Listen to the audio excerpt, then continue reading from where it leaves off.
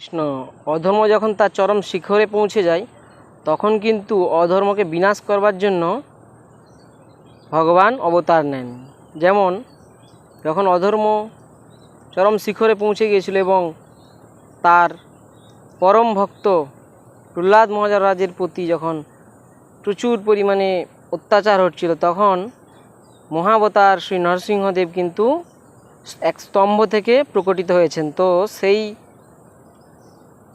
অবতারের যে লীলা, নরসিংহদেবের যে লীলা, সেই লীলা নিয়েই কিন্তু একটি সিনেমা হলে কিন্তু একটা নতুন যে ইসকন ভক্ত দ্বারা পরিচালিত একটি মুভি প্রকাশিত হচ্ছে, সেটি নরসিংহ। দেখবেন এটি কিন্তু খুবই একটা সুন্দর মুভি, যেটা বলা যায় যে ভারতীয় মুভি জগতের সবচেয়ে সেরা ধার্মিক একটা মুভি। তো এইখানে বর্ণিত হয়েছে কীভাবে অত্যাচার হয়েছে প্রহ্লাদ মহারাজের প্রতি এবং হিরণ্যকশিপুর কীভাবে উদ্ভব হয়েছে, এবং হিরণ্যকশিপুর ভাই অর্থাৎ হিরণাক্ষ, যিনি কিনা হিরণ্যকশিপুর ভাই ধরিত্রীমাকে নিয়ে কিন্তু সাগরের মধ্যে লুকিয়ে গিয়েছিল এবং নারায়ণের বরাহ অবতার কিন্তু এসে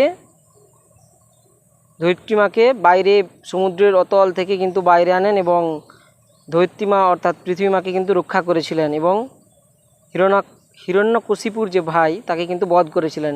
সেই প্রতিশোধ নিতেই কিন্তু হিরণ্যকশিপু অনেক বছর তপস্যা করে ব্রহ্মার কাছ থেকে বরদান করেছিল, যাতে সে কোনো অস্ত্রে, না দিনে না রাত্রে, না কোনো মানব, না কোনো যক্ষ ইত্যাদি কেউ না মারতে পারে, না পশু না প্রাণী, এমন একটা বরদান করেছিলেন।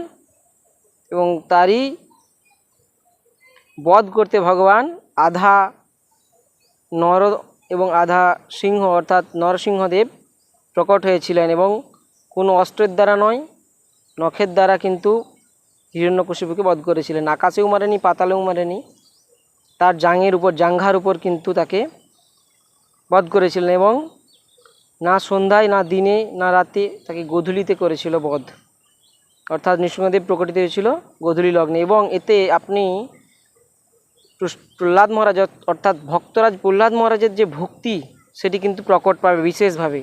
সেটা আপনাকে দেখতে পাবেন যে তিনি বলেছেন, ভগবান বলেছেন যে শিব এবং শ্রী লক্ষ্মী দেবীর থেকেও কিন্তু প্রহ্লাদ মহারাজ কিন্তু অতি প্রিয় ভগবানের। এটি অবশ্যই আপনারা দেখতে যাবেন বা দর্শন করবেন, দেখবেন, আপনাদের ভক্তি কিন্তু আরও বৃদ্ধি পাবে। হরে কৃষ্ণ, জয় নরসিংহদেব।